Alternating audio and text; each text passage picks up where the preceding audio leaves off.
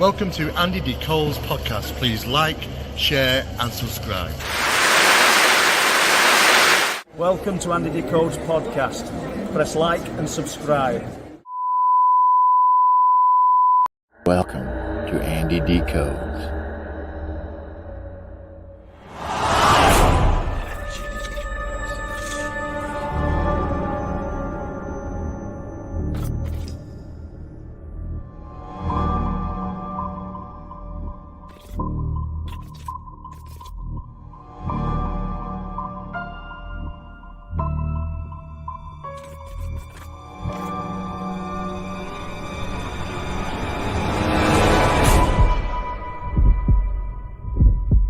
Sit back and enjoy.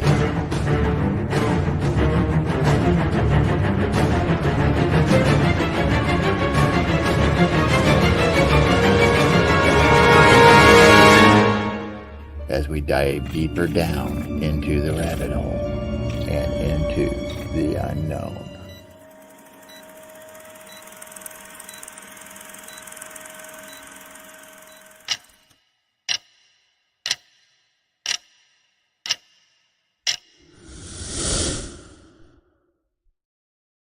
Hello, welcome to today's show, where my guest, who will be on very shortly, is Debz Shakti. I'll give you a quick introduction to her, for those of you who don't know who she is. So she's a professional quantum hypnotherapist and open channel offering other professional PSI services, including Energy Alchemy, ET Contact and Paranormal Experience Counseling. She lovingly hosts a long-standing local CE5 contact and consciousness group and is an active member of several international CE5 contact teams, leading retreats and researching the infinite nature of consciousness. So let's welcome to the show, Debz. Hello. Hi, thanks for having me on, Andy. So pleasure. Thank you for coming on. And we also have a surprise co-host that only us three know about. So here is the person, the wonderful Earl Grey. Hello. Hello, welcome. Honored. Hi, Debz. Thank you for Hi, coming Andy. on. Hi, Earl. Hi. So, yeah, thanks for both of you coming on. When he asked Earl to co-host on Monday night, he thought I was asking him to co-host a 25-hour podcast that I'm doing next week. Oh, my And goodness. he was like, he messaged back, what was it you said? I was trying to think of a polite way to decline. Yeah. Oh, no, you're fine. I love that guy, but 25 hours. 25 hours, I That's a know. long time. What an exciting project, though, Andy. That's really cool. And it just started off as like, it wasn't even written on paper. I just thought, I want to try something different. Not do like host a conference or anything, but something similar. Yeah. That I thought would be a lot easier. And I just thought, why don't I do a 24-hour podcast? Start here, finish there. But since then, it's just getting longer and longer. The hours just keep adding on. But what I thought was going to be the most difficult bit, because it's Chris Evers that kind of helped me organise it, because he does the OLM, Out Limits magazine. Mm-hmm. And he contacted a couple of people for me. I had contact with him, but I know, like with Peter Robbins, I know he has direct contact with Peter. And so I was messaging him, and what I thought was going to take 6 to maybe 10 weeks actually only took 3 hours. Oh, wow. There was one time gap that I was trying to film. That was 8 a.m. to 8 to 10 a.m. on the Friday morning. So I was trying to work out who would be awake, where in the world, and at what time. Mm-hmm. Luckily, Ronald Kinsella agreed to do it. So Nice. Philip Kinsella, but I'm not sure if Ronald might be coming on. One of them anyway. I've got the list. The list is somewhere in all this. So, wow. But yeah, that'll be going out this weekend with the times of everyone who's coming on. Earl's going to be coming on. We're going to do a panel with 3 or 4 other people, so that should be a good one. It will. It's not. It should be. It will be a good one. It will be. Better be. So, and I've got quite a few good co-host to help me throughout. So Good. and Can't plenty wait. of coffee and plenty of Red Bull and plenty of Pro Plus. I think I'm just going to buy a jar of coffee and just eat it by the spoon. Oh my goodness. I think that's the only way it's going to work. It's well, it will work. It will work. It I've will got work. 5 days off work, so it's all good. Yeah. So, but anyway, I remember coffee. You know, I'm a retired, thank God, after 40 years, nurse and taking neurology. I love neurology, but it was so in depth and Deb, I'm sure you you relate. This goes into psychology and all that same training. I do. But I would go through 3 pots of coffee. I would just stay up. I was the guy that would stay up all night, cram for the test, go to school, take the test, go home, and just like wake me up tomorrow. Yeah. Yeah. Seemed work Yeah. though. Yeah. So I've 1 coffee in the morning, and that's it for the day. If I have more than that, I will not sleep for about 2 days. Yeah, I'm the same. So it affects me differently now than it used to. So, but I still love it. I love the taste. So a little tiny shot of it with a whole lot of cream, and then I'm okay. So I've got the coffee snob. I've got the coffee pod machine. Oh my! Nescafe Dulce Gusto one, and I can't drink instant coffee anymore. Oh no! Oh no! It's awful. I never could. That's gross. Yeah, but since having this, probably 10 years now, I can't go back to jarred coffee. No, I have to drink really good coffee. But Earl, you were talking about neurology and everything. It's funny. The last 2.5 years, I guess, I'm a highly distractible gal. So the last 2.5 years, I've been taking some advanced studies in neuroscience and learning about, because I thought, that's another good complementary piece to what I do. Yeah. Our bodies are intertwined with our consciousness and with our psychological, mental, emotional states. And sure enough, man, what we put into our bodies literally causes us to, emote differently and, just everything. But it's fascinating and I'm loving it so much, and it really enhanced the work. But I learned a lot about caffeine and stimulants and everything with the earlier studies, like, woo. Yeah, I know we're not on here to talk about coffee, but I've actually learned that if I don't have a coffee at a weekend, I start with headache. Oh yeah. And as soon as you have that caffeine, it goes. Your receptor sites need a little boost. Yep. I used to be the 3 pots of coffee at night for studying, and now it's like the half a cup of coffee to a cup in the morning. Same. And that's and I'm like you guys. If I do over the, I'm not going to sleep that night. So it's just how it goes. We've got it down to a fine science, men. We really do. Yeah.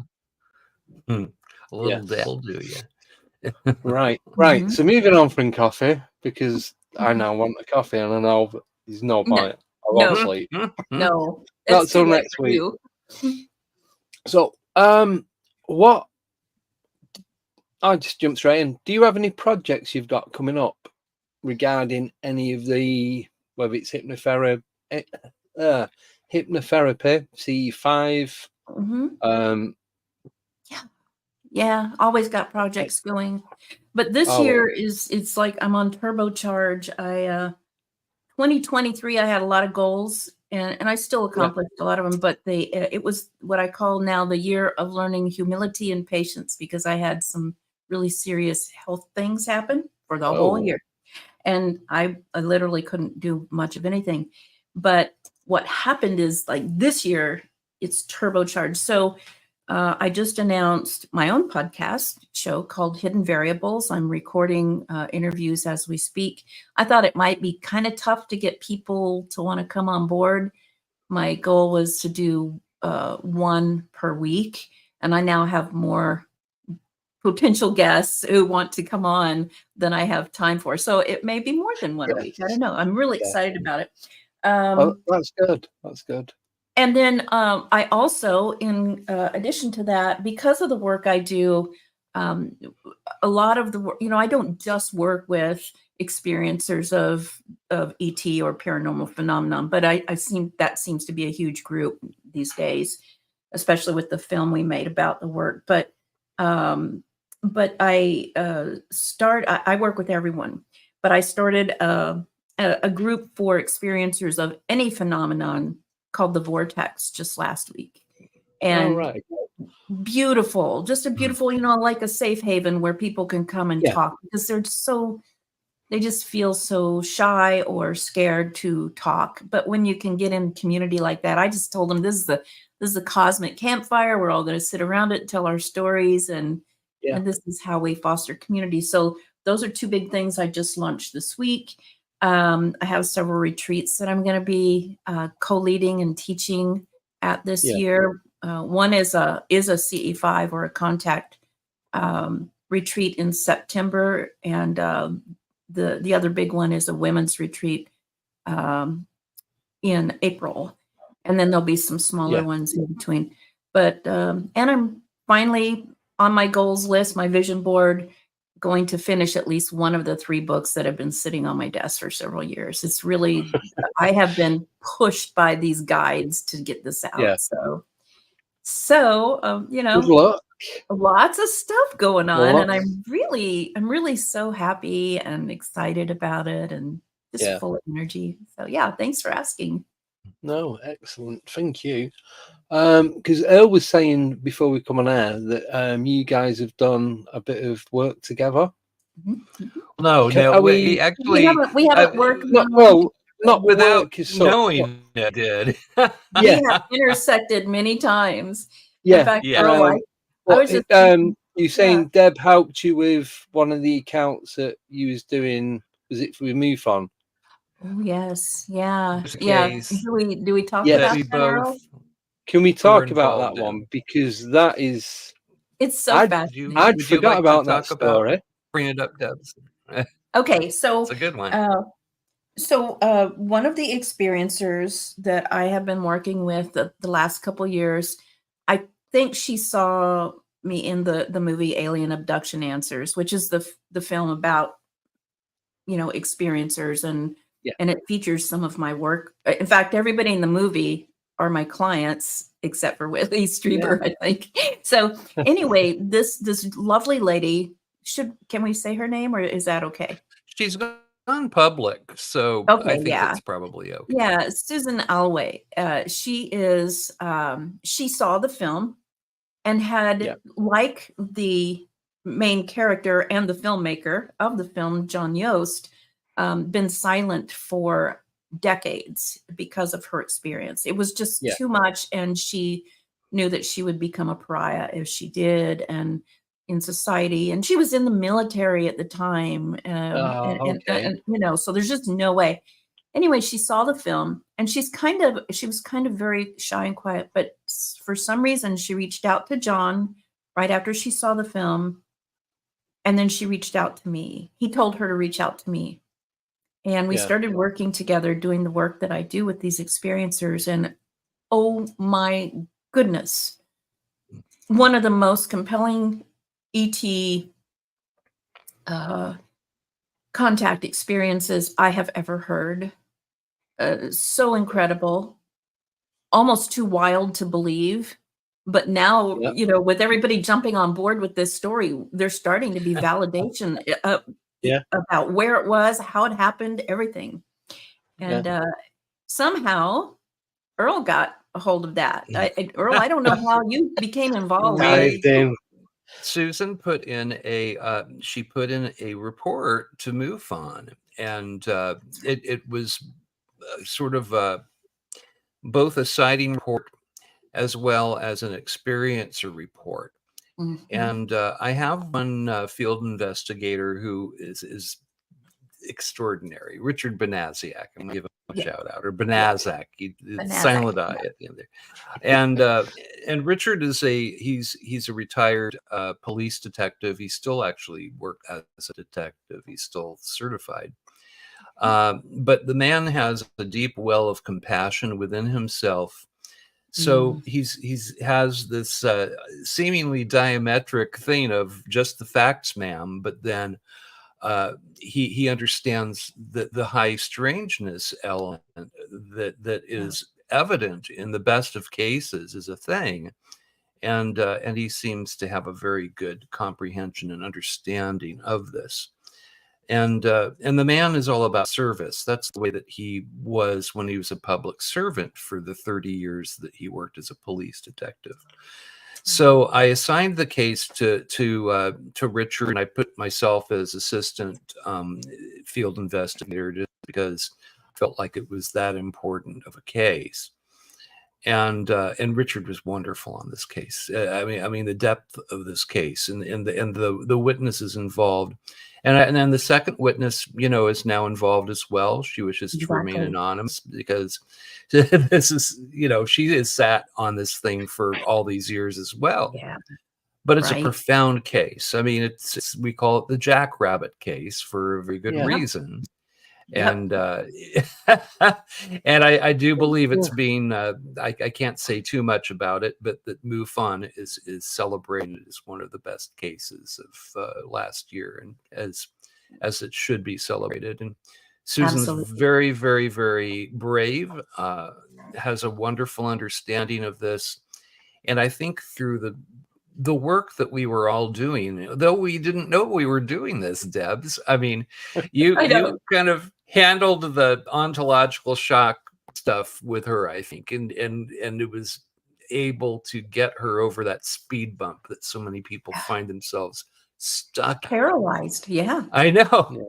Richard was able to do the nuts and boltsy parts as well, as though he has this propensity for he just understands that you need compassion in this. And then, of course, Preston Dennett was in there. And he's the guy that brought it to the world in his book. Yes. I think that he was the first person to recount the story in public. But everybody's going to hear about this case. This is one of those that you will all, everybody that keeps track of the UFO phenomena, that you'll know about this one. It's that and they'll love it amazing. Because it's so different from it's so unique and compelling and just wild. I go back over the recording often because I love her anyway. Susan's just a remarkable Lovely person woman. and just so full of heart. But when I go through that, it's just astounding what came out. Considering how repressed she had kept it, how deeply repressed she was. So now that it's getting to be, more of a worldwide story, boy, is she blossoming, and I'm glad because the world needs her. This is a point I want to make.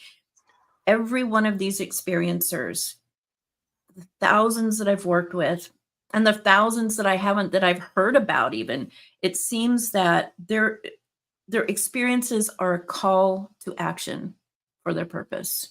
It's like a what I want to call a timing mechanism that goes off and makes them remember something, or makes them feel like they finally have to figure out what that was so weird in their experience. And once they dig in there and go in, like with the quantum hypnosis, they go in and see everything so clearly. And there's always that message. Time to get to work, time to use what you know and can do in the world and make it a better place. And I truly think that's what all these experiences are for. They're just, they're to prepare us for what we do. Yeah. So anyway, Debz, you mentioned the quantum healing method of hypnotic regression, and sometimes hypnotic regression gets a bad name, and people warn others, but the quantum healing method is very, very different. It's kind of painstaking, but it allows the person, the experiencer, to kind of have some control over that. It leaves the experiencer empowered. That is the hallmark of it. Yes. Kathleen Marden is my mentor, and that's the method that Kathleen used, is quantum healing. She's such a So, yeah. wonderful Oh my God. person. Yeah. So She's brilliant. my star in the sky is Kathy. Right. But I agree with you, because when we go into this, into it this way, we're not just looking at, and I don't even like calling it regression, because you're not Mhm. going into the past. There is no past. There's just everything happening all at once forever if you study quantum physics, and I know you do. So we're just focusing on one of those frequencies, one of those realities, and looking at it without any kind of filter on the lens. You know, the mind and the ego and the emotions and our former indoctrinations and programming as humans, even from birth, are filters that we look at things through. And so we think we know what we've seen, but we don't know what we've seen till we go in that way. It's just a clear shot. It was the same with John Yost in the movie. You would see that what he thought he saw as a child was nothing like what he really experienced. And then once he opened that door, then the whole of his life has been those experiences, and he didn't even realize it, and it still is. Quite remarkable. And I see this over and over and over again, and it's just a wonderful method. And I'm just very honored and pleased to be able to serve that way. Gosh, I have the coolest life I know of anybody, the most interesting anyway. So, but yeah, and in fact, Earl, our paths crossed many years ago before this happened. If you can remember that weird, we're going to take over Area 51 and get them aliens out. Yeah. You remember that? Of course. Yeah. And I was paired with Michael T. Hall. He was doing like a 24 or 48 hour Right. Oh, broadcast that's right. from I the little remember that. alien. Sure. Yeah, Yes. you zoomed in with him, and that was Yes. so cool. I'm like, oh man, Michael's a he's sweetheart got of a guy. Earl Good on guy. there. That's amazing. And Michael, so very cool. But yeah, I did channelings. The star teachers are some of the beings that I channel, and I led channelings up to that event, like one a week for like a month. And we had at one point, I have the professional Zoom, so I had like 10,000 guests potential. At one point, people were mad because they couldn't get in on those Zooms. And so we had tens of thousands of people meditating and listening to these ET messages up to and during the event. And it was quite remarkable, even though it didn't turn out to be the thing that originally the little guy at his mom's basement said it was going to do. It turned out to be a really great thing to bring our community together. It was. It became like the Woodstock of UFO events, but it was almost like a flash mob. It's so funny the way it happened. And of course, I mean, you don't want to go and what do they call it, Naruto run or something? Oh my gosh! No, they'll No. That's lethal behavior on the person's part. Yeah. To do that, they're not going to let you do that. But the group that just kind of accrued around that, it became this positive, wonderful thing. And I actually got to be in this a show like with a travel station, travel channel, or the storming Area 51 with the UFO bros. And it was so much fun. I mean, and they did an episode around, and they get up to the guard shack, and they turn around. They mooned the guard. They mooned the guard. It was the funniest thing I've ever seen. So it was like this positive, fun, wonderful thing that grew up around something that, probably was not a good idea. You don't want to storm Area 51. Oh yeah, that original idea was silly. In fact, the guy who started it backed out because he said it was silly. But it was a joke he made. And How many people turned up for that? Did anyone turn up? Yeah, many people did turn up, but nothing like we thought would be, in person. But online, I paired with Costa Macreus of ET Let's Talk, who's a huge community member and activist. And like I said, we had tens of thousands of people joining us virtually for these things. And it was just this beautiful community of love and we were doing meditations to bring the global harmony, raise the vibration of the earth. We worked on the grid system of the earth. So it was so amazing. I still look back on that. I'm like, did that really happen? That was awesome. Just because that little guy was making a joke, Yeah. Yeah. Yeah. But It was meant to happen. It was meant to happen. that's the first time I think I got to interact with you briefly via Michael's little broadcast. I knew that we had some interaction. I just, I do a lot of like you, busy. Yeah. So I wasn't sure, but that was where we first met.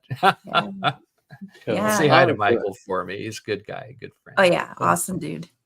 That's a top story. That I love finding out how people met in like the world of high strangeness. I didn't know. It's Thank just- you for reminding me. Yeah. That is very cool.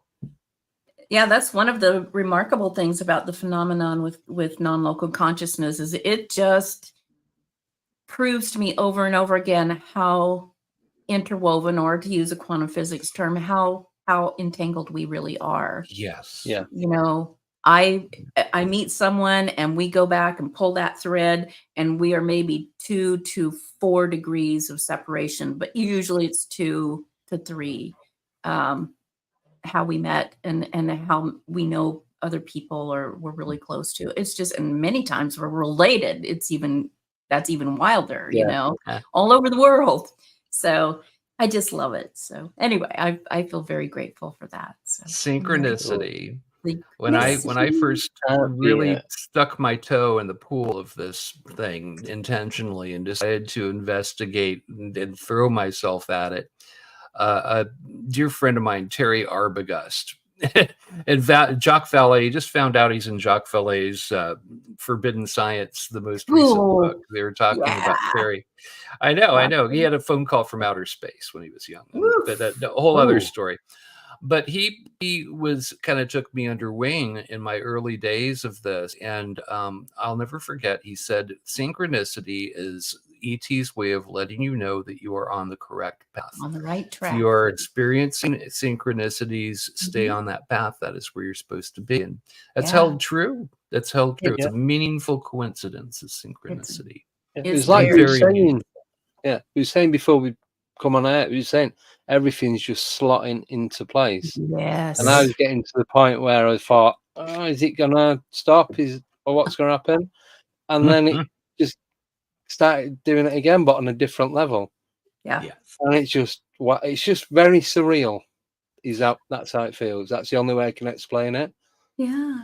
I'd love to speak to that too, Andy. I again, the main message is there's some various main messages that keep coming through in the channelings and in these sessions and in just general ET experiences or consciousness experiences, is that you have to learn to trust. And they always tell me you have to learn to trust with a capital T.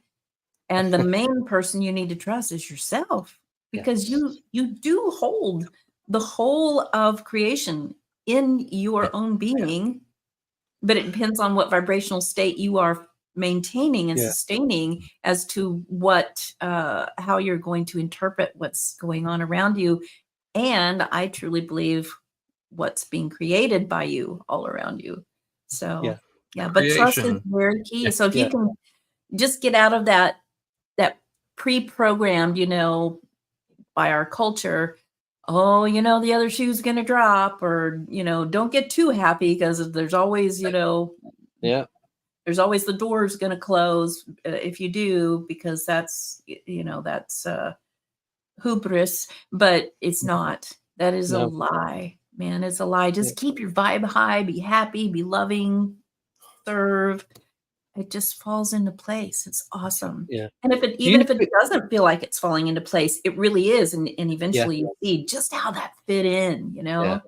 So do you feel though that you have to have an understanding of yourself before you can trust yourself? Well, boy, that's a great question. I used to. But you know what? I'm as much of an enigma as ETs are, or Mothman, or any other thing. I don't know that I can fully understand myself, and therefore, why should I wait? You and truly, the other thing I want to make a point about is that I've found anyway that the unknown is where the magic happens. It is the blank slate that is not attached to anything from the past or the worries or stress about the future. It's just a blank state that holds all potential in the universe, YO universe. And if you can be brave enough to go in that dark void without knowing what's in there and not be too afraid, just go, okay, I'm coming in, hit me with it. You get exactly what you need. It's, I don't know why we have been programmed. Well, I do. It's a control mechanism for the powers that want to stay in power, but we are so taught to be afraid of anything that is different from us or unknown, too scary. So, but look around you. Human beings innately crave the unknown. They crave thrills. That's why we have roller coasters and haunted houses and paranormal investigations, because we innately deep down remember somewhere that is where all the magic happens. That's where all of the gifts are. So. But I'd do a haunted house, a real one, any day more than a roller coaster. Dude, same. That's what I'm going to say. Yeah. And I'm a huge roller coaster aficionado, but I love working in those spaces and working with the entities and the energies in those spaces. So I like, for me, it's the not knowing what's going to happen. Yeah. It keeps you on your toes. It keeps your anticipation. It keeps your adrenaline up. And you're out. You just wait. I know you don't always get it, but you're waiting for that moment of that first little, how big or small it is, that first thing. Yeah. It's like, wow. Even if you just get that, it doesn't matter. It's just one thing. It's fulfilling. It really is. And it constantly is proving over and over again, to me anyway, there's so much more than what we've been told. Yeah. We are so much more than what we've been told. I just love it. So I agree with you. Yeah. Do you think the ones who are telling us or not telling us what we're supposed to know, do you think they actually do know everything that's going on? No. And in fact, what's funny is they think they do. But what's funny, the teachers often tell me this, and some other of the beings say this too. The people who are pulling all this or think they're pulling all the strings in your world, these hierarchies that are controlling things and doing all the machinations of humankind. They've told me this several times, and I'm speaking it verbatim. They are being played like chessmen on a chessboard by higher level beings who have only a benevolent agenda. Because the higher you go up in your evolvement, the less attached you are to things like greed, control, all of the lower vibrational states. So I take great comfort in that. Especially, day to day, I try not to get too attached to the news or the propaganda stuff. But as I look at it, if you look at it a lot, you could get really depressed or really downtrodden about what's happening in the world. And then I think of that statement and I'm like, oh, if you look at it from that point of view, you can kind of see how things are toppling. So. Same as it ever was, it's the way that it's what they call the human condition, and condition is like a diagnosis, right? It did. I know, and that's what we live with, is the human condition. It's this warlike behavior that I think they're trying to weed out. I think that I don't think that this is our visitors' first rodeo. I imagine that No. they've done this with many, many different planets and worlds and Yeah. cultures, and it's our turn. Has Yeah. been for a while. Yes. And but I mean, we were talking about this a little bit earlier before we went on, that there's like a trifecta of messages that experiencers get, Yes. no matter Yeah. what their political, religious background stripe may be. They all Mhm. are told the same things, that war is evil, nuclear war, you can't survive, stop it. Number Yeah. 2, Yeah. stop trashing your world. It's not replaceable. Number 3 is raise your vibration, better yourselves. You're living on this low animal level, and you could be so much better than this. It's over and over again that these messages are telepathically conveyed to experiencers. And the reason why is because it's important. And I try to say this Absolutely. every time that I speak in public, every time I, Same you know, here. I make sure that it's important enough for our visitors to repeat over and over again. So I Mhm. feel like I'm obligated as well. It's the main message, the core message. I hear you, Earl, and it's the same with me. No matter where I'm speaking or to whom I'm speaking, if we can get it in, that's it. Because they have given us the opportunity to do what we do, just for that reason. And it's the same with my friend John. That he had no idea he was going to make a movie about this experience when he was a kid. He just wanted help with his psyche because he had repressed it, and he was living a lie his whole life, and he was suffering.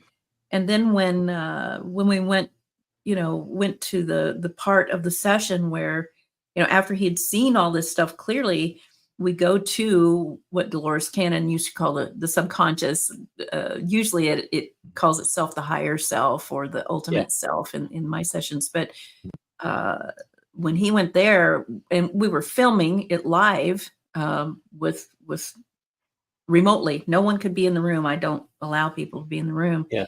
But what usually takes about 20 to 30 minutes took another 2.5 hours. I mean, the session itself took like 6.5 hours. And it was Wow. all just that information coming through. You have to take care of each other. You have to take care of this planet. You must not participate in nuclear war. You have to raise your vibrational state. You have to start doing good with each other, or you're never going to move up in the food chain enough to be with the rest of us. Yeah. They went That's Star why we're here. Trek, and we keep doing Star Wars. That's the I difference, know. And I I know. don't know about you guys. I'm sick of war. I want Star Yes. Trek to go, where no one has gone No one- before. Yeah.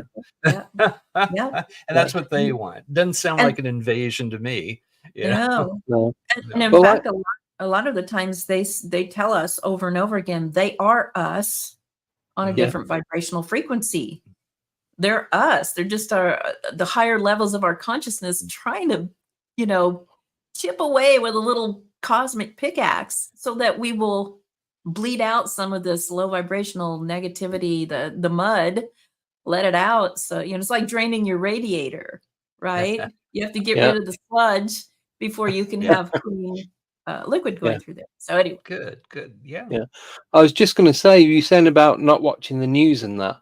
The last time I watched like world news was before it all kicked off in the Ukraine. I don't even know how long ago that was. Now and again, I watch local news. Yeah. Just Yeah, see what's local going on around news. Yeah. where I Just live. tape it anyway. And that's it. I don't read newspapers, nothing. And I It's- think since doing that, the vibration levels changed. Hasn't it? So I have And then- no idea what's going on in the world. Not got a clue.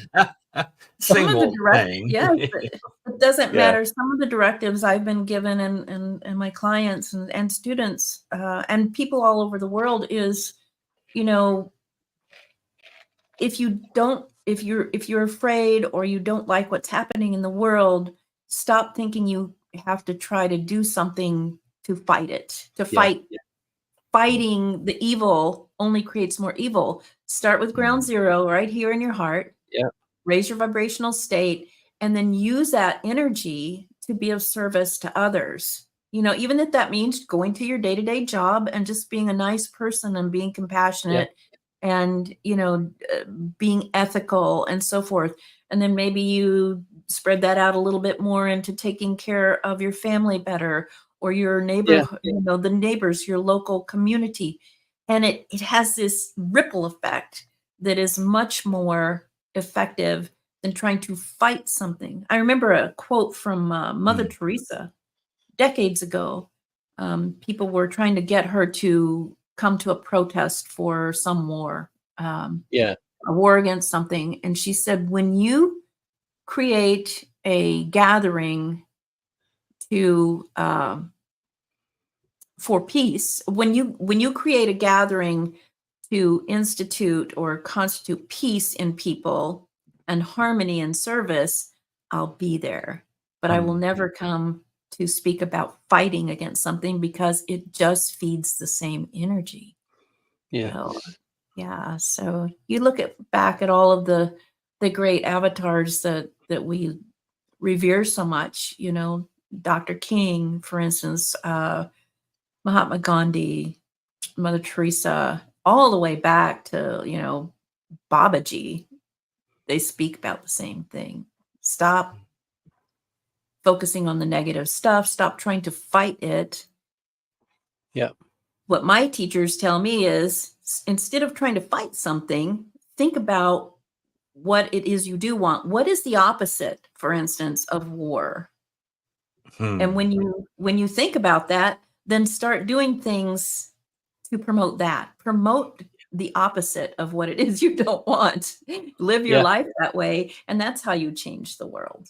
Leading by example and your life, and people look at your lives. They look at mine, I know, and and if you're living an abundant and beautiful life, and there's joy there, that's what people all are looking for in their heart of hearts anyway. That's what they are looking for. But you hear, do what I say, not what I do, and that's like, no, you shouldn't maybe be saying anything, but live in a way that others, and then not even trying to emulate what you are doing right. They're gonna do that. It's catching. It's in their own like way. A good virus. Yes, it is a good virus. It is a good virus. People just taking what you've learned or what you're showing by example and putting their own spin on it from their circumstances and from their view of the heart. That's all that's needed. So 100%. Totally agree with that. Right. Are we good to go for a break? Sure. Absolutely. Yeah? Is that all right? So it's a 3-minute break, and then we've got some questions from the viewers. Love it. Both of you. So yay. Excellent. Right, we'll be back in 3 minutes. See you guys then. All right, you guys.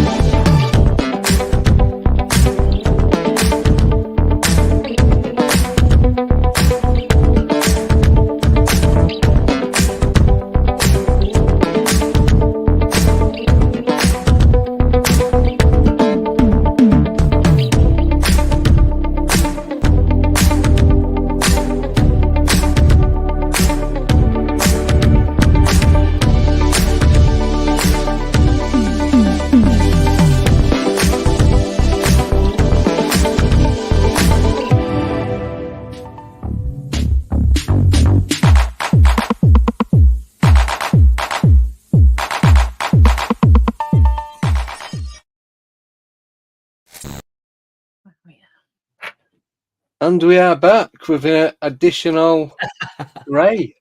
Have a new guest host there. There you go. You know, I thought it was a lot bigger than that. Obviously, You it asked was for right Gray, you know, so Yeah. There he It was is. dancing to the music, by the way, for everyone that couldn't see it. It's I cool just music. sat here laughing on my own. I love music. Oh, My cat Thor wants to join us. You can sit right there. He's a big tomcat. You can probably hear him. He's a big boy. You can yeah. stay. He's been on before, hasn't he? Yeah, Yeah. he's Tail. wary of sitting on the lap still. He's Right. was a wild cat that we saved. But here, I'll see if I can. Well, I don't want to show off my messy bedroom, but anyway. I'm just He's grateful right my there. giant dog hasn't come in here and started snoring, which is what he usually does when I'm on these shows. So I just shut myself away from the rest of the world. yeah, I'll try to anyway. And then I a canary try to. coming up. He knows how to open coming doors. upstairs. Hmm. Oh. Right, we have got a couple of questions for both of you. Cool, awesome. I'm going to ask you the first question, and I don't normally write stuff down, but I felt I had to with this one. So this is all to do with UFOs and cryptids. So talking about orbs and how orbs shapeshift, like when there's a Bigfoot sighting, there's a lot of orb sightings, and like all the different cryptids, there's a lot of orb sightings. Yeah. So when we see these orbs, whether they've changed to or from the orb, why do you think that we see specific types of cryptids? Say like an orb will change into a Bigfoot or a fairy or a gnome or a grey. Just using them as examples. Are they restricted onto what they can turn into in our dimension, our realm, our plane? Or is that what they actually look like, and that's what they can only turn into? Or is it just something that we recognize? Do you want me to answer that? You want Earl? Both of Okay, you. I'll go. You choose. I'll give you my best version, and that is orbs are the, if I will, how can I put this? Orbs are the physical demonstration of consciousness moving through the quantum field. Okay. And whatever they present as, if they do take another form, is what vibrational state you're in when they present themselves, even if you never heard of such a thing. Like, like some people see them come out as grays and they've never, I don't know if there are any beings on the earth now who don't know what grays are, but it never had an interest in it. Or Bigfoot, who, by the way, have told me they like to be called the Janu, but or fairies or gnomes or whatever. And like Susan, who we were talking about before, Earl, hers showed up at first as a huge jackrabbit. A lot of the experiences I worked with, actually, see owls. They see giant owls, but Mothman or the Dogman or whatever. It depends on. It's like an attention-getting device. Yes. It's usually kind of shocking or weird, but not. Hopefully, sometimes it's so scary that because of maybe their past indoctrination or whatever, our society, if people are afraid. But for the most part, it's like a bookmark, a Post-it note in the brain, and you can't forget it, right? And then I also feel like the physical manifestation carries within it encrypted information for that moment through that form. For instance, the Bigfoot, the Janu are, for all I know, and all of my experiences with them, are very kind, gentle, like healing beings. They're stewards of the earth. Yeah. They're here to help take care of this planet and clean it up from what we're doing. So if you see one of them, that's part of that message. If you see a gray, it's a different kind of message. So I don't know if that made sense, but that's kind of how I see it. Yeah. Yeah, it made sense to me. And I've been told too that we look like those orbs to everybody else when we're traveling. Like even when you're daydreaming, what do you think you're doing? Traveling between dimensions. When you're sleeping, when you're dreaming, when you're meditating. Glinda the Good Witch in The Wizard of Oz. What did she travel around in? Exactly. I've got no dummy, Yeah, I've got another question then. Okay. It might sound, it is a little bit out there, but it's just something that I've been meaning to ask a lot of different people, and I keep forgetting the question.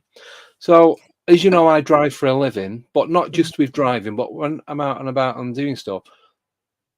More so when I'm driving, I'll be driving wherever, and a car will just pull out in front of me. And sometimes they'll stop and apologise and say, sorry, I didn't see you. I'm driving a 1.5 ton van. The headlights are always on. It's got the driving lights on all the time. Right. How could you not see me? Because I'm not daydreaming as such, but I do a lot of thinking while I'm driving about stuff to do with the channel and the group and all that kind of thing. Is it I'm resonating a different frequency at that point, and then they're not able to see me because of that? And because I'm connected to the vehicle, is that not visible as well? I think that's true. I truly think that's true.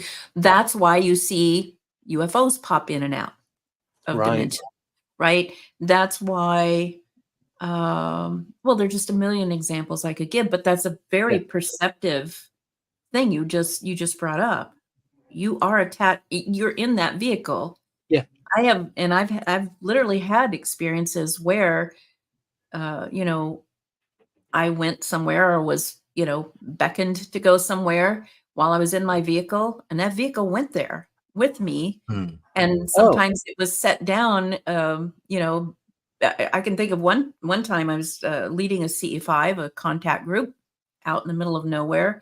In the middle of the night, we had wonderful contact. And it was about 2 a.m, and I had about a 45-minute drive home. And it was way out, so there were no lights, just my headlights. And right out in the middle of nowhere, I saw this big thing that looked like it was all lit up like an aircraft carrier. That's what it looked like. And I thought, what is that? That doesn't belong there. You just have that weird thought. And then suddenly my car, which was a big SUV, is sitting on the deck of this thing. And then I have a contact experience, like my car went with me and we were on a big, craft or something. And then, some cool things happen, some interactions. And then the next thing I remember, I'm sitting in my driveway and I'm listening to Coast radio, which was funny. And I look at the clock and it was like, 5 minutes after I left the contact site. There's no way I could have driven that fast. No SUV drives, 200 miles an hour. So, so they compress time as well, but my vehicle went with me. And what was so interesting about that is because I used to keep track of my miles as well from my former corporate job. I just had a habit of logging my mileage wherever I went. Yeah. And when I looked at my mileage, it had only gone 5 miles. So my vehicle did go with me. Yeah. Keep an eye on your odometer. I'm going to keep my eye on that, because we have to log our mileage at the start and at the end of the day. Yeah. So I've not had that happen to me yet. It's just, but I've had it as well where I'll be driving and then car will seemingly just come out of nowhere. Yeah. So have they done the same thing? Have they resonated and then just popped and then they're there? Because they're definitely not there.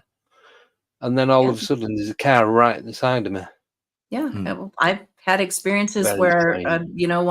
I live in a place where we have very bad winter weather and it's very icy and snowy. And twice Yeah. this has happened to me where, lost control of the vehicle going down a hill in traffic, and you see another car coming perpendicular from you, and there's going to be impact, and yet, and you're just like, you have this kind of blank moment, and then you're it's like you went through each other. Yeah. So in that moment, are we so emotionally different in our vibrational state that we demolecularize? I don't even know if that's a word. Dematerialize. It is now. Reassemble our molecules on the other side of each other. I don't know, but I know that all things are possible. Yeah. See, I've had similar to that where I think you're waiting for that impact, and each time I do the same thing. I kind of like breathe in, and then close my eyes, and it's like I'm just waiting for the noise, and then I don't like it doesn't only happen. for like a second, just and then I'll open it, and it's like and you don't swerve, you don't. No. I'm like, oh, isn't it incredible? It's only for we've that all heard moment. that story over and over again from different people. And I just had somebody talk about this a couple days ago where they thought they were going to die. Their car was, wound up hitting black ice on a freeway, and it was a spin, and they see the vehicle coming, and the next thing they know, they close their eyes for impact, and the next thing they know, they're in a totally different spot. So strange. So strange. That's the way quantum physics works, though. It's like magic. It is. It was Einstein's nightmare. He said God doesn't play dice with the universe, but apparently God does. He enjoys a good game of dice. He likes a good plot twist. Well, we're talking about Susan a while ago. I hate to keep coming back to her. No, I don't. But I love that happened in that experience. Their car literally got taken too, and then they were dropped down in. They were 400 miles away. Yeah, they were in New Mexico or something, and they woke up in a diner in Colorado or someplace, and the car was there. Didn't show up on the odometer, the miles. This happened to Denise Stoner, one of my mentors, and MUFON ZRT. She wrote about it in the Alien Abduction Files book that she wrote with Kathleen Martin. But their RV was, with her husband and her special needs daughter. Somehow or another, it was transported, and people were looking for them, and the police were called. They were late for a family reunion. And suddenly they were there. They remember being lifted off the ground, and then it was blank, I think Kathleen, was able to get to the blank parts there with her. But the miles didn't show up on the odometer. And Denise is a very serious scientific person that's worked for some very, important governmental agencies and such. So, there you go. It's confounding. But this is a kind of thing, we think of it as paranormal. That's the word that people use. But I believe that the word is actually normal. We just need to expand the parameters of what normal is, because people still live like we're in a Newtonian-based universe, and that's not been the case. We've known about quantum physics for many, many years now. And that's the way things actually do work. And it seems like magic, but any sufficiently advanced technology is indistinguishable from magic. It really is. Even from when I was a kid. I mean, if you would have shown me one of these things, when I was a kid, I would have thought you were a wizard. They would have thrown you into prison, or they would have, called the priest out. That's what they did to Galileo with his telescope. They said that his telescope had a demon. It was possessed by the devil because it showed that Saturn had rings, and there were moons that orbited Jupiter, and that went against dogma. And we had to get rid of that dogma. Bad dog. Dogma is crumbling. It is crumbling around us as we speak. And thanks to all the work that you guys are doing. You too. I mean, we're all in Yeah. this. We're all. Everyone. I am he as you are. He is you are me, and we are all together. The Beatles had Who it, could right? you? Yeah, someone Good, good, put too. that in the chat earlier. Right, got a few questions for you. Yeah. So, this one's for Earl. This is from Fred Flintstone. Don't think it's a real cartoon one, Ooh. but you never know. Earl, what is the Cryptids, MUFON policy paranormal. on investigating cryptids and the paranormal? Do they discourage it? I can tell you, I've got an answer for you. MUFON knows that the paranormal, there's something to the paranormal. They know that, there are things like Bigfoot are probably out there, but MUFON investigates UFOs. Mhm. Now, what I found in investigations is, as a nurse, if somebody comes in and they have the measles, they come into the ER, right? As a nurse, you're not allowed to diagnose. What you do is you use detailed language. You use you describe the symptoms. The doctor reads this, he goes, "Oh, the measles," And my nursing license is safe. The doctor's doing his job, and we've been scientific about it. So with MUFON, every UFO case is extraordinary. There's no such thing as an unextraordinary UFO.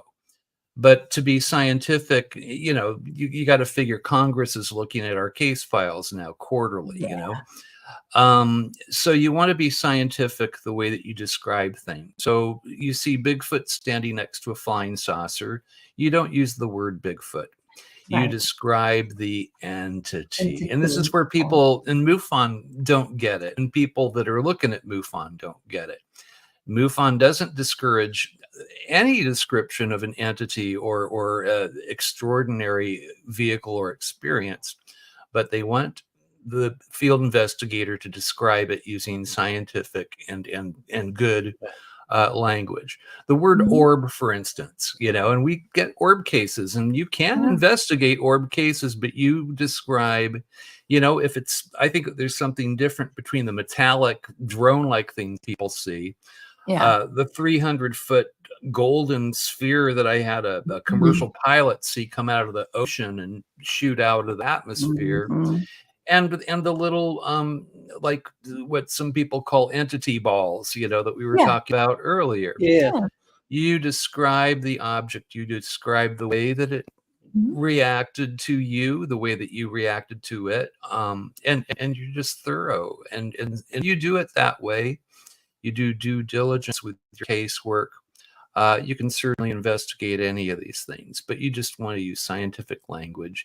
You don't want to come off sounding like the National Choir. That's MUFON's on it. Well, and Hope that's that was clear. what we're so desperately trying to get away from in the first place is, being labeled as the tinfoil hat crazy people. Yeah. We use, I used to call it use cop language. Police officer is going to ask you for a description, or you have to, in their report, they have to write a description of the crime scene. They're not going to say, "Well, we're in the hood," and blah blah blah. They're going to give distinct, detailed information.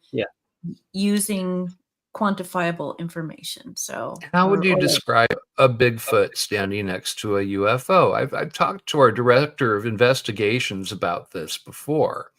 And he told me, you're correct, Earl, friend of the class, is that the way I would describe it is a metallic 300-foot across chromed disc came down, no visible means of propulsion.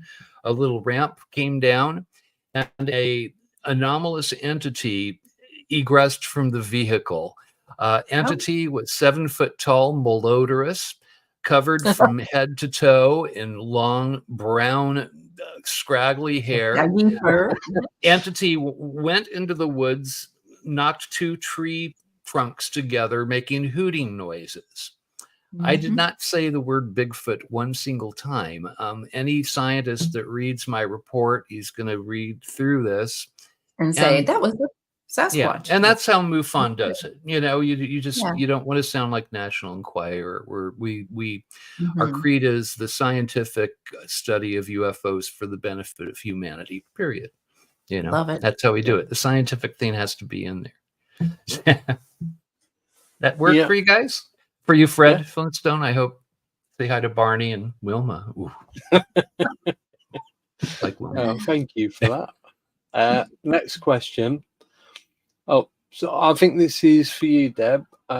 This is from Nickname. She's asking, what can people do with negative experiences? Well, rule number one is you can always, if you can, allow yourself to go into it deeply. Don't repress your feelings or anything that you experience. Try to be with it. And if you need help, always reach out to someone. There's all now, you know, it doesn't matter what the experience is. There's someone you can reach out to talk to their communities, just like the one I just started, the Vortex. There, you know, but talk to someone. But what can you do with a negative experience? Break it down, like Earl was just saying, describing it scientifically. Break it down into its smallest pieces that you can to see if there's more information there, because there always is information in all experience. And you can determine what's resonating to you from these experiences. What seems to be negative or what can be taken as negative, you know, in the moment might be something completely different when you dissect it. Okay. Yeah. Spend time with it, get up close to it and snuggle it a little bit. And I'm not trying to downplay anybody's, you know, disturbing feelings or, you know, a fearful experience. Always be brave enough to reach out to someone. And if you can't find somebody else, call me. I'm happy to listen. I love to do that. But that's how you get through negative experiences. Even just, you know, if you have a terrible fight with your spouse, that could be labeled a terrible experience. But what was it about? What was the bullseye message from that? Was there some information that you could get from it? I hope that helps. Yeah, I agree with that. I was going to say, because like you said, what seems negative at the time is not necessarily in the bigger picture is going to be negative. Right. You're going to get some positivity out of it. Yeah. I believe that. Not on everything, obviously, but I'd say a big majority of it. I think all experience is just, you know, everything is energy, and energy is just information. And if we can take our time with the experiences or give it time to unfold, sometimes it takes time, then the data will reveal itself to have something positive for you. It always does. Yeah. Thank you for that. Thank you. Next question. Oh, it's again from Nickname. So this is for you, Earl. So somebody asked about the Bet sphere the other day, and I thought of your other friend and whether they had handled it. So I'm guessing Paul Hynek, because it was his dad that did some study on it. Study on it. Paul used to play with that sphere with his brother in the rumpus room, and they used to toss it to each other like a basketball, apparently. Because when Paul came on last year and he was talking about that, and I vaguely remember him saying that they used to play I'm with not it, sure. I wasn't 100%. We're not sure if it's the same sphere. It was a silver, like size of a basketball sphere that would kind of move around on its own, I guess. But Paul, it happened back when he was a teenager, and the details are fuzzy for some reason. We won't go into. But they did play basketball with a sphere that fell out of a UFO after imbibing in certain funny herbal things in the rumpus room when they were young. That might have been the radioactivity coming off it. Fading off, made the fuzzy. Imagine if there were ETs in there, like little ones. You know, it's like, oh my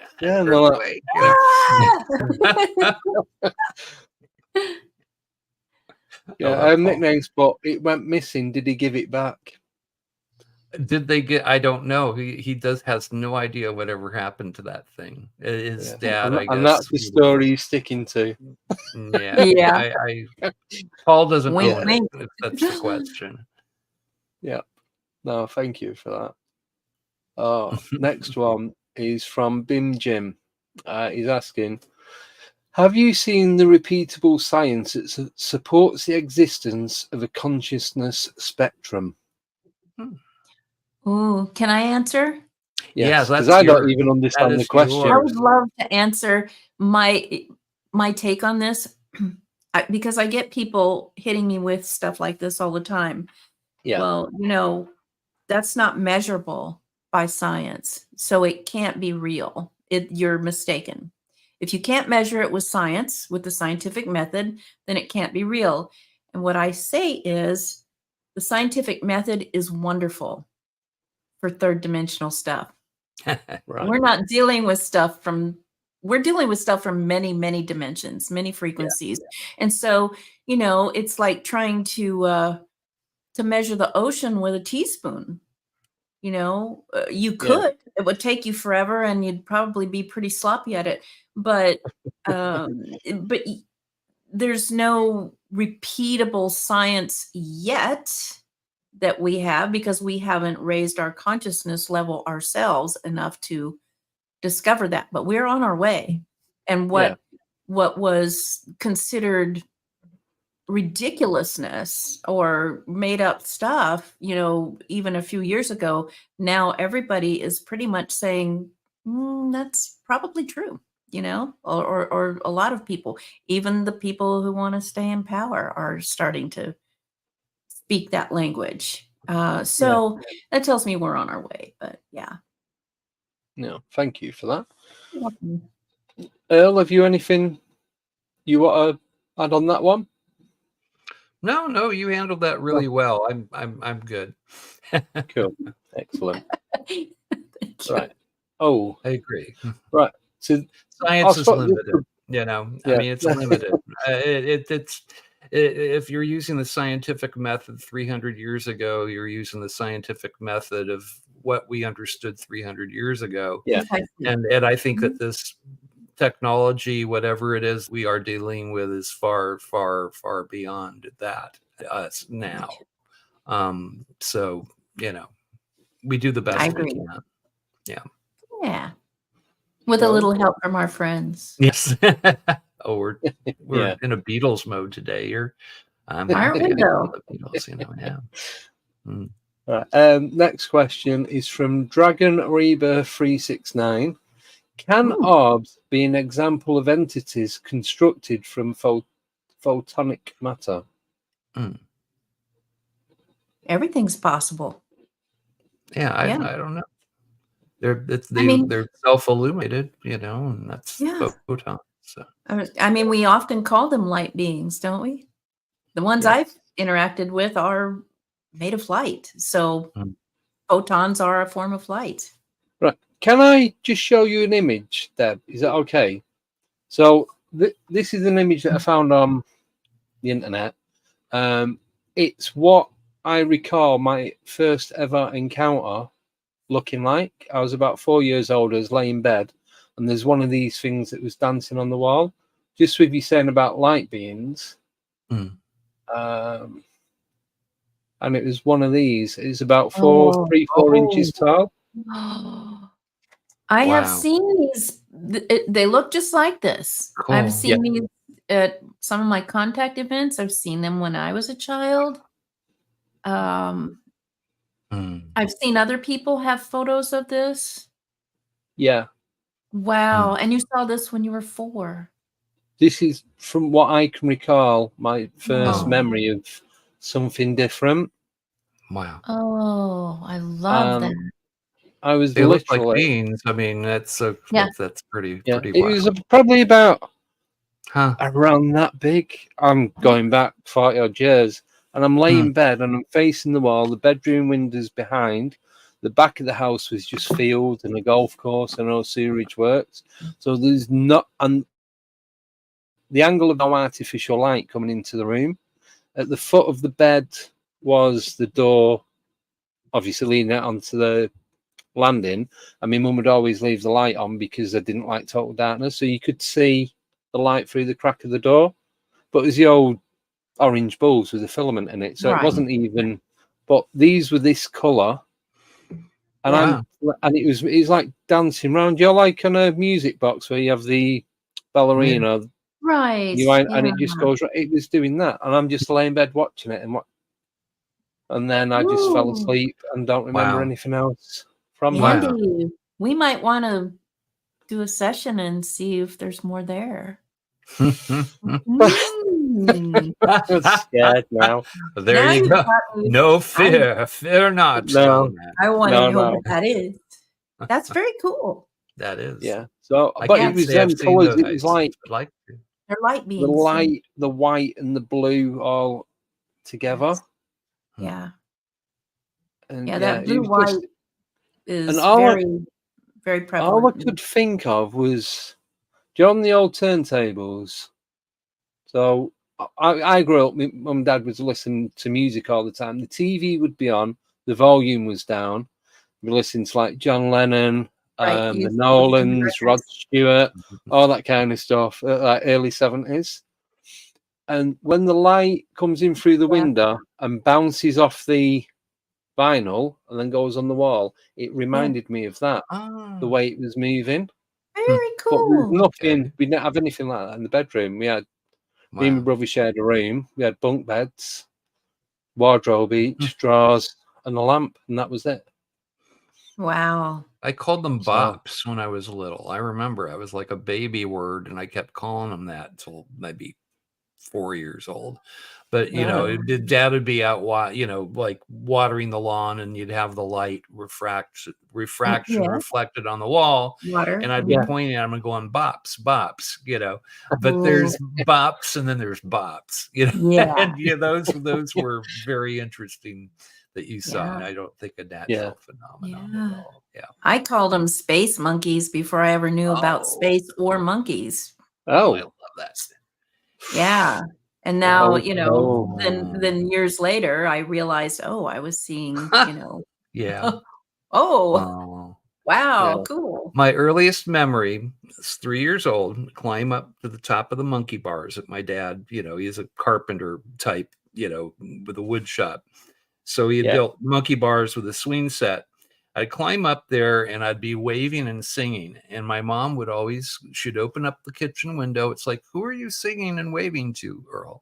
And it was always the same answer, the space people. I'm singing and waving to the space people. Yeah. This stuff, it starts early. I don't know why some of us are tagged for it. I was 2.5, 3 years old. I knew you would. So it's just, and it just got bigger and bigger, even though I was told not to talk about it after that. But so many cool adventures, and they still happen today. I was telling Earl earlier, I had actually a healing experience a couple of weeks ago with some orb type beings. I mean, and they were, all I can say is it felt like a higher state of consciousness than I've ever encountered, and it was in broad daylight. There were 5 of them, and 3 of them were that blue-white that you're talking about, Andy. But I've dealt with a devastating, very serious kind of illness or group of illnesses that they were still trying to diagnose. And I went outside, and I won't go into the details of it because we're probably running out of time, but it was very cold, but I had gone out just for a second with my little yoga pants, tank top, and bare feet to go open the garage door for my husband, who was on his way home. But it wasn't dark yet. It was still outside bright blue sky for once, freezing cold. But what I noticed was, and they're bare trees, but what I noticed were there were millions, thousands at least, of birds singing in the middle of January, in the middle of Missouri, USA, which doesn't happen. And I thought, oh my gosh, I felt so bad for so long. I'm just barely functioning. But what a gift to come outside and hear that music in the middle of the winter. And there are so many birds that look like there were leaves in the trees. And immediately When I said, thank you, how wonderful, no sound from anywhere. And I've Wow. known over the years when that happens, Mm. some kind of contact's going to happen, some experience. And so I was looking up at the trees, at the blue sky, and immediately there were there was one, a big, bright, kind of white and gold orb sphere. Yeah. And it was blinking from white to gold to orange randomly, not like an airplane or anything I've ever seen. And so I knew it was consciousness. And I just said, oh, thank you. It broad daylight. I'm like, oh my God, this is wonderful. And just as I said, thank you and sending love, another one came right next to it. And it was blinking randomly, but at different times. And those two stuck in tandem and started moving very slowly across the arc of the sky. And they were completely in tandem. And so I just, I was sending love, asking him, what can I do for you? Do you have a message for me? And one by one, 3 smaller ones that were that blue white came out. Yeah. And they were like little, have you ever seen a swarm of bees where they're just going everywhere? Yeah. Those 3 were doing this while the other 2 were just steadily moving across the sky. And these 3 little ones were like they were playing with them. And when they all got to the zenith, I'm standing there like a crazy person and hardly anything out in the middle of winter, looking up. This beautiful kind of golden, it felt like a waterfall of warm light came around me down into the earth from that area. And I just felt intense love. And it was so warm, I started sweating. And it was about 20 degrees Fahrenheit. So it was very cold. Oh. And I said, thank you. Is there anything that I can do for you? Do you have a message for me? And there was a very strong voice, a telepathic voice that said, what you can do for us is stay out of fear about what's going on, raise your vibrational state, and get back to work and get back to work immediately. You know, and the other part of the message was pay attention to the spaces between the things. That's where all the real information lies. That's where the gifts lie. The spaces between the things. And then in tandem, they started moving off again all the way across to the horizon, and the little ones were swarming around. Little ones booped out one by one. Yeah. And just as I said, oh, thank you for this experience. I love you. I promise I will do my best. They were gone. Wow. And then I turned around and went toward the house and realized it was dark. It was getting dark out. And my husband's driving up the driveway looking at me like, what in the world are you What's doing? going on? And I have to tell you, ever since that experience, I not only have no symptoms of this crazy illness, I have tons of energy. I'm back to myself, but I'm myself 10.0. Yeah. And I have been charged with doing a lot in my life still. And so I got right to work the very next day. Yeah. But I know that sounds crazy, but No, it doesn't. No, it doesn't. No. Incredible. I'm feeling it right now. Yeah. And I really think they had to give me something that would give me such a sense of awe and wonder and delight that my vibrational state raised way up there. And then everything came into coherence in my body. Oh, wow. That's wonderful. That is an amazing story. That really is. I love hearing healing, ET, spirit healing stories, and they happen. They I have happen all one. the time in my world. I've got one that was extraordinary, and I can't go into it because it would take another, podcast. But a woman that had a fatal lung condition when she was a little girl, and they lived in the forest. Her father was a forest ranger, and the whole family, they saw this dancing of light outside in the backyard, which is a forest, right? It is a forest. Wow. It happened the second night, and she gets up to the window, and it was difficult because of her health, opens it up, and the dancing spheres of self-illuminated spheres of light, orbs, they, as a child, they became the little "have a nice day" happy faces, and she's looking Oh, at them, and it calmed her. You see, they appeared that way Oh, because one came up to the window, and she's looking right at it, and it became that oh guy. yes. the And Yeah. gray. the next morning, she woke up, and she was tucked into bed, had like sort of like a scab on her face. It scared her. The mom had to come out, warm compresses, and realizes that her lungs are clear for the first time in Wow. her life. Wow. We'll go to the doctor, and she was at a clean bill of health. Wow. Years later, she came Amazing. and she put in a report to move on. And it's a Yeah. wonderful, extraordinary, beautiful case. And it's our It our is. friends Yeah. again, the same guys that helped you out, I believe. It is. You know, something I Hmm. left out that I haven't told anybody or nor put in the little video on TikTok that I posted about it. The next day, my husband, we were sitting together talking, and he said, "What happened to your face?" I said, "I don't know. What happened to my face?" And he said, "Come and look at it." And I had 3 parallel little scratches across right here on my cheek. Oh, I don't know. I've got makeup on it now. It's still there, but they just appeared, and I don't know if it was. I have no idea how that could have gotten there, but it's kind of coincidental that it happened. You know, we noticed it right after the experience. So the 3 scratches, the 3 lines, the 3 fingers. 3, 3, 3, 3, 3. 3, Yeah. 3. The Always, Trinity, always Trinity, comes back to 3. Trinity, Trinity, Trinity. I Yeah. know. We But talked to even Linda with, just about quickly, that. even with like a lot of people that have these grey sightings, the little greys, there's always 3 of them.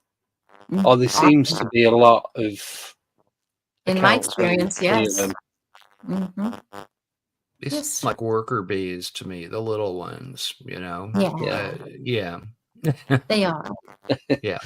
I have great compassion for them and a great love. I have great love for all of the different Me types that too. I've had encounters with. They're just, I just love them all.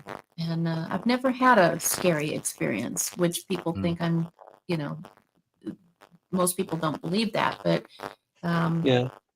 I don't I have only had fear. one, and it was right up front, you know. It was the first Contact episode, but I think to get my attention, and you know, I think I was very kind of had a very surfacey idea of what Contact and what this phenomenon was about. It was kind of, you know, all about cosmic air shows for me when when I first came to Sure. it.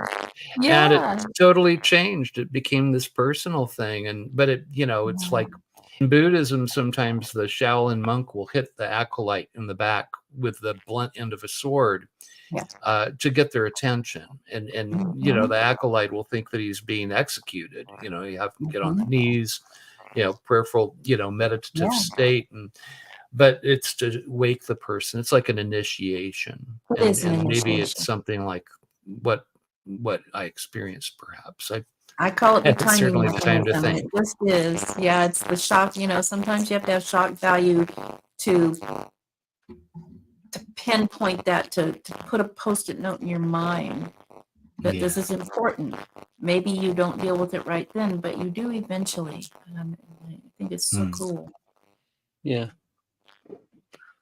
So when you had your accounts, when you had your encounters, sorry, did you feel that you needed to speak to someone about it? Or like me, I was just like, oh well, that happened. I know it's not normal, but anyway, and just carry on doing what I was doing. Well, when I was a kid, I just, you know, I've always seen and been able to work with energy. I've always, I saw different dimensions. I still do. I had another dimensional family overlaid the Yeah. physical family. So I felt that's how everybody lived. You know, when you're a kid, you just take everything literally. Yeah. And so it wasn't like something spectacular I had to go and run and tell somebody about. It was just my experience. But the thing that I noticed was, you know, when I did talk about it in my family, my parents just thought I was a, you know, creative, you know, precocious child. Then I go to school, parochial school and start talking about it, I got shut up real quickly. Yeah. So I realized, maybe most people don't see things the way I do, and that felt kind of weird. But I've never felt like I have to tell people things. When I tell people some of my experiences, it's because I feel like they may have, they might need to have someone who they can relate to, or to soften what they're feeling or to compare. But I'm like you, I'm like, that was another experience, you know? Yeah, I just never felt that I needed to talk to anyone about it. Mhm. I don't know why. There was no, should I mention it? Do I keep it to myself? It just felt normal to have that experience and then take it in and then just carry on. Yeah, well, that's because your vibrational state, you're a little more further along the path than some people who might be afraid of things that are different or out of the ordinary, and that's why you're here today. That's, you integrated all that stuff, and you're here to help other people do it. Yeah, and you're doing a great job. Thank you. Yes, he is. We all are. I think we all are. Definitely. It's a continuum, and we are all continuing on the the continue Talking to the yogi here. That's right. Well, we had Fred Flintstone, and we got Yogi Bear too. Captain Caveman, got them all. Another nickname for me among the many. Yogi Bear. I love it. I don't know if you've noticed, Earl, there's interference coming through on Deb's speaker. Yeah, microphone. No, it's okay. It was me. It's not. Everyone's annoying. This stuff happens. No, it's fine. It happens sometimes when the energy's really high. I start to get artifacts and digital anomalies coming through. Yeah, it's like a buzz. It's like another a robotic sound coming through. Mm-hmm. Dang it! I'm sorry. It's okay. A lot of people are hitting the speakers and refreshing YouTube, and then they realize it could be one of a few things. That. It could be your energy affecting the electronics, or it could be our friends in officialdom that sometimes will peek in and, they do that sometimes. That happens sometimes. It might just be a computer glitch, but we'll whatever. We'll go with the energy. Sorry, higher energy. It's good. We can still hear you okay. It's just that little bit of background noise. That was all. So I just didn't know if you guys were picking it up as well as me. Yeah, I could hear it. I was fussing with my microphone and stuff, thinking it might have been me, but I checked my settings as well, but it's okay. It's all good. Yeah, you can still hear everything. We are coming to an end. I've got one quick question for Earl, if that's okay. Sure. And the question is, for both of you, sorry. And the question is from Dragon Reaper. What does Deb and Earl think what cryptids and aliens are? I think I already answered my answer. I think they're us on other layers of being. I like that. That's one of Jacques Vallée's, favorite ones, us from the future, but that's more us from another plane. And I could roll with that. That could very well be it. I know what they tell us they are, and I know what I think, but what I've thought has changed over the years, will probably change again tomorrow. I think that it's a multiplicity of phenomenon that we kind of bundle up together, and maybe as a continuum, like Renario Hernandez sees the modalities, one wheel, and it's concentric phenomenon. I do love Dr. Jacques Vallée's outlook on this stuff too. I kind of ally with him quite a bit in my thoughts. So I think it's probably a cornucopia of various things. But yes, I think we're involved. I think that it's intelligence. It's trying to bring us up to the next level. Yeah. It's probably ETs from other worlds and probably interdimensionals and probably us from the past, now, and the future. How's that? Yeah. Right. Well, Cover as all they bases. say, everything, the past, present, and future are all happening at the same time. So Yeah, that's the true. same- I still can't get my head around that, but I know I kind of understand it, but I just yeah, it's difficult. Right. Thank you both so much for coming on. It's been absolutely joy. fantastic. Thank Love you. having you guys on. And Debz, you're a blessing. I'm so happy that we got to spend time together here on this I'm today. It's super really happy. fun. Andy said he was going to have a super secret host, and then you texted me like a few minutes before. I'm like, oh my gosh, that is awesome! I was already cool enough to get to sit with Andy finally, you Thank know, you. and then get to hang out with you. You guys are awesome, and thank you for the work that you Well- do. You know, it's just amazing. No, thank you as well. Thank you, Andy. It really is. Thank all it's you guys. awesome. Yeah. We all have the same vibe, I Hopefully, think. I was going to say, hopefully, if you guys want to come back on again, and the other two hosts will be on. So if you do a bit of a round table thing, and so you're not so much a guest as such, it's just the collective of people. Honored. And I would be never so turn you honored to. Me either. I'll come on anytime you want, guys. I love this kind of thing. This is such a great show. Thank you. oh, thank you so much. Right. Yeah. So I am gonna have to end it now because I'm off for work. Yeah. But I'll do it for a Friday because we on a Friday can go that little bit longer, so it's not too bad. Very good. So yeah, I'll get all that sorted. And yeah, I'll send you some dates and we'll go from there. Love it. Sounds Thank you good. so much, guys. Thank No, you. Much You love, guys have a Barbara. wonderful rest of your day, week, month, and it was a wonderful blessing Into to get to infinity. be on here I'm going to bed. and beyond. It's bedtime for me in about Yes, 10 my minutes. friend. Sleep well, mate. Yeah. No, thank you both for coming on. I'll message you over the next couple of days with some dates and just go from there. Awesome. Can't wait. Sounds good. Thank you again. Thank you, everyone in the chat. Thank you for your questions and all the new chatters and viewers. Really do appreciate it. On Friday is a round table. So there's going to be myself, Nicole, Michelle Gray, and special guest Nathaniel Gillis. The following Wednesday, we've got Neil Geddes Ward coming on to talk about fairies and the fae folk.